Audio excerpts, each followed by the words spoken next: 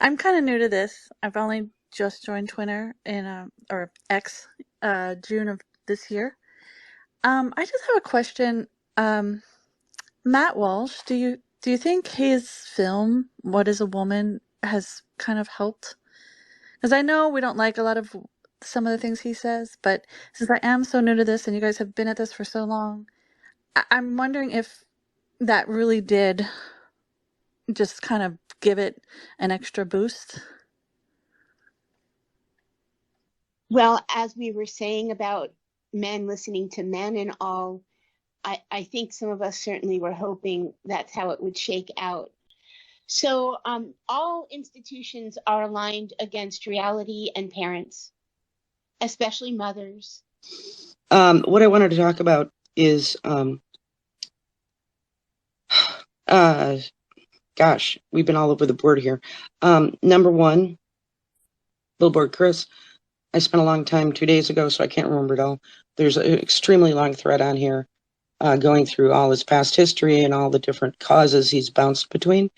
And the very first time I heard him speak, his affect was off, and I was curious about him in that way. However, I agree with the woman in here who said, we need men because, for better or worse, a lot of people will listen to men who won't listen to women. Oh, I've read at least twice that he's on the spectrum, and I tried to find that for some people I was DMing with, and I can't find it because, of course, he talks about autistic kids being a large percentage of those who are drawn into the gender questioning thing. Everybody must be able to understand that he's educating thousands of people, even if he is becoming famous, and that makes him happy. And so I really see, on the scales of justice, let's say, he's doing far more harm than good. But I'm a little different. I don't need to like people to be able to appreciate he's doing a lot for the cause. I'm not saying he isn't extremely flawed, as, hey, all of us are. That's why we're here, as far as I'm concerned. We are exactly in the situation we are in because of secrecy. Since 1995, billionaires, WPATH, Yagurta principles, whatever the F, being slid into law without us thinking, seeing it. And, oh, it's not that big of a deal. Every baby step toward compelled speech. It's exactly the opposite of what I think we need right now. So we need to push the envelopes. We need not to give people what they expect. We and I don't, I'm not, I don't want to get married to Jordan Peterson, but I think I actually don't know why people don't like him. Um, I He's married to his childhood sweetheart. They met when they were 8 years old. And also, having listened to many, perhaps not all, of Peterson's presentations on this point, he changes himself, as well professionals do, for the venue. That's part of the skill you have as a psychologist.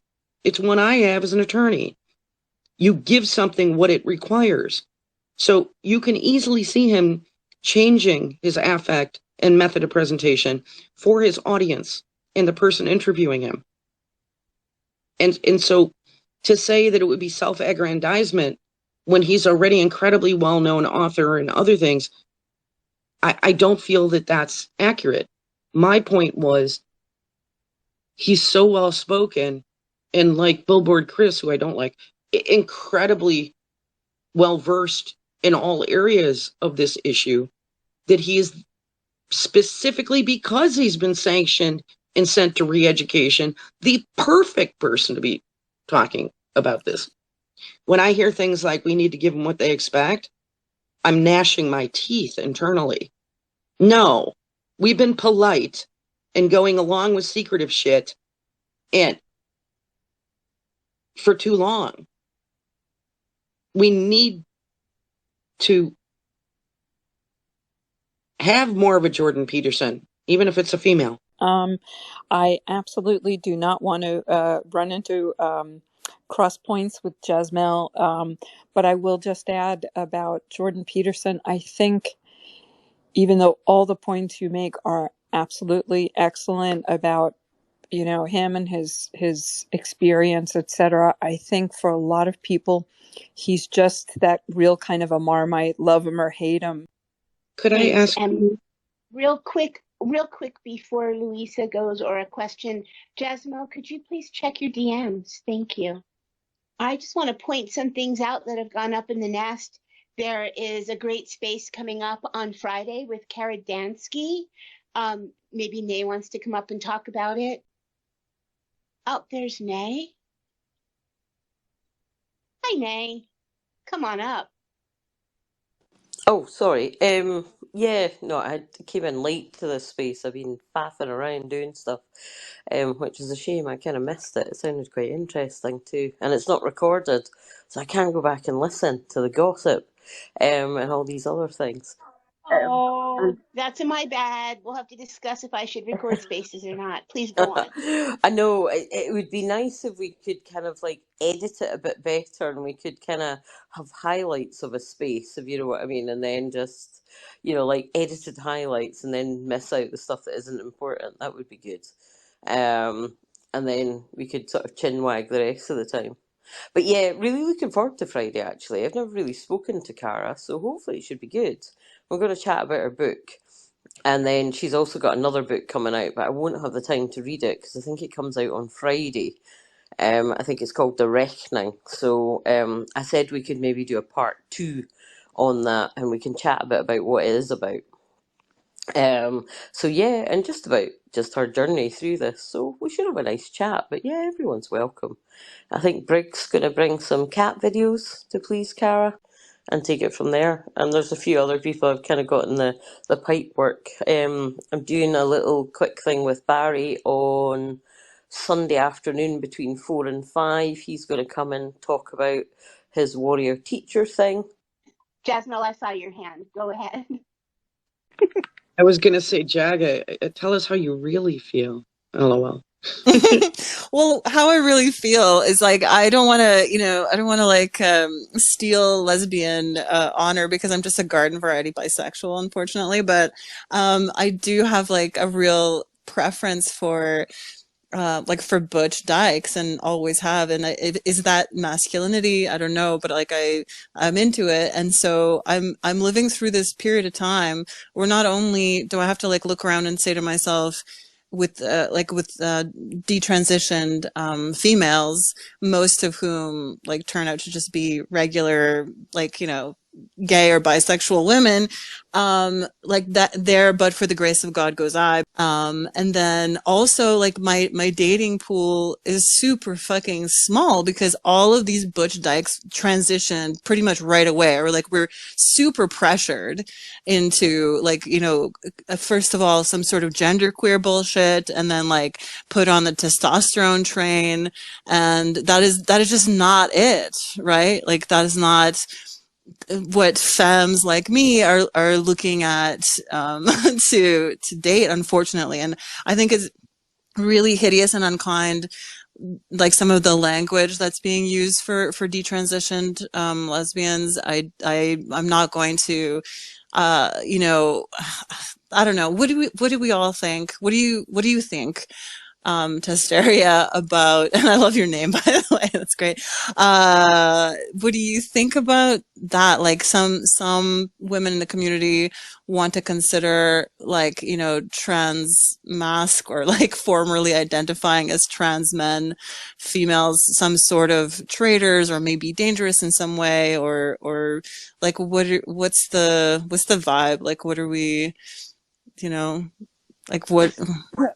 What do you mean? Like exactly what do you mean specifically in terms of what's the vibe? I mean, I know butches, we are becoming extinct. Mm-hmm. I got really offended by the radfem community, who constantly they really hate butches and femmes. They hate the dynamic. They Yeah. say we're performing heterosexuality, and that for me, especially, I'm performing masculinity. Well, was I performing masculinity when I was 7 or 8 years old, when I didn't even know what that meant? It's ridiculous, and no one's going to tell me who to be attracted to. I'm down for the femmes only, and if you don't like that, tough shit. Okay. Whew, another hot flash coming on. Anyway, Are we matchmaking her? Just can I clarify? You don't understand how rare butch dykes are. Like, it's just like, wow. yeah, I don't know if uh, anybody like bird watches or whatever, but this is like, I don't know. It's like the most rare Pokemon, like you have to like try and throw something well, out look, there to catch I it. saw the first time I saw trans men were butches at Mitch Fest in the 80s. Mm-hmm. Mm-hmm. So it's a Man. lie that Mitch Fest was supposedly trans exclusionary. It wasn't. They always had these quote unquote trans men in there. You know, Mm-hmm. uh, but what I was saying, what got me when I was a drag king, and suddenly all these lesbians were loving me up, and it's just because I was on stage. That's all. It was because I was on stage, and they said to me, they said, "When are you going to transition already?" And that put the bug in my mind, right? It fucked with my head. It fucked with my head. It doesn't sound like it, but I did. I did take testosterone for 7 years, injections, and three years worth of gel. Thankfully, it didn't. I still have the majority of my hair. A little bit of it fell out, but I was, part of that. I was so vain about my hair that that helped me get off the testosterone too, along with a lot of other Nice. things. But I just really didn't like myself on testosterone too. I was like, I'm angry because I'm cognizant of the world, but I have a sense of humor about it, and I try to be irreverent and stuff like that. However, on testosterone, constantly horny and constantly angry. I find a big problem on here the people that don't understand the difference between fighting an ideology and fighting individuals, or Mm-hmm. saying an ideology is toxic and harmful and needs to be stamped out, as opposed to a human is evil and toxic and I hate you.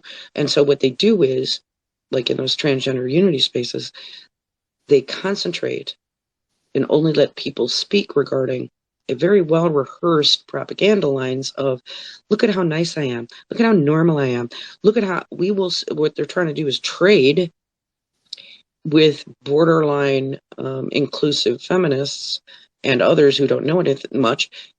They're trading, we will support you on stamping out porn books in elementary schools and trans positive crap and training and brainwashing in elementary and high schools.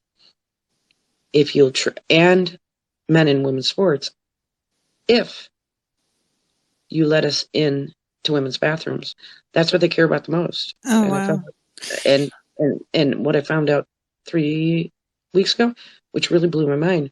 I listen to recorded spaces that I wouldn't be seen to be entering.